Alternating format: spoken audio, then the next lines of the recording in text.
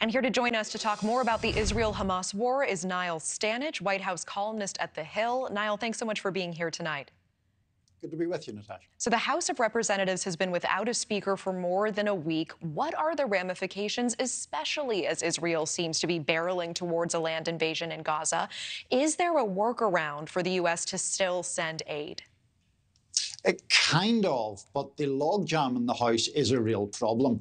I guess the starting point, Natasha, is the United States provides an enormous amount of aid to Israel as it is, approximately $3 billion a year in military aid. So yes, we can adapt and tailor that aid to some extent, but new money being spent requires the consent of the House of Representatives. The President can put in a request, as he undoubtedly will do, but it's up to Congress to approve that.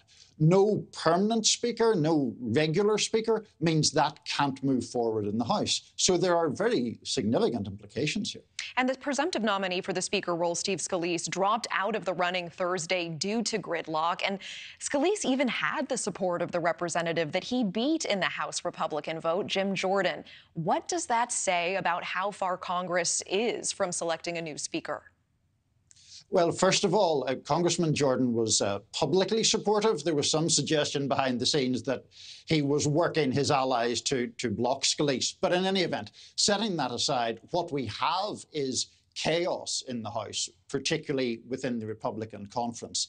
Now, the math, to be fair, is very, very tight. Any Republican nominee for Speaker can only afford to lose 4 votes from within their own conference. Democrats, understandably, will vote for their own leader as Speaker. There isn't right now any Republican, including Jim Jordan, who can get the votes required. And that is a problem, particularly when the GOP conference is as divided, as factionalized as it currently is. I mean, how does a speakerless House and the inability to move forward quickly make the U.S. look on the world stage right now? Pretty bad, I think. I mean, the real issue here, which your question gets at, Natasha, is this sense of American political dysfunction. Now, we see that dysfunction play out in various ways, but right now, the best emblem, maybe the worst emblem, depending on how you look at it, is this inability of the House to get a speaker and to therefore move these things forward. I think that does tarnish the US reputation on the international stage, especially when we have not just, of course, the crisis in Israel, but the war in Ukraine as well. And meanwhile, Senator Chuck Schumer is leading a bipartisan group of senators to Israel right now in a demonstration of support. What impact will this trip have on the Israel-Hamas war? Why did they think this was necessary? And frankly, what are the optics surrounding it as well? So I think part of it is just a desire on the part of Senator Schumer and his colleagues to see the situation firsthand and to offer solidarity in person.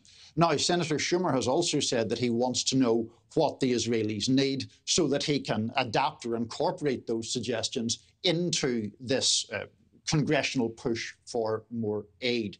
I do also want to emphasize, Natasha, this is a very personal trip for Senator Schumer. He is, for a start, the first Jewish Senate Majority Leader. He's also someone whose relatives or antecedents, several of them were killed in the Holocaust. And he has talked about that experience as he reflects on the gruesome attack we saw a week ago in Israel. Okay, appreciate the context and time always. Niall Stanage, thank you so much. Thank you for watching. Go to newsnationnow.com to find NewsNation on your television provider. And don't forget to click the red subscribe button below to get more of NewsNation's fact-driven, unbiased coverage.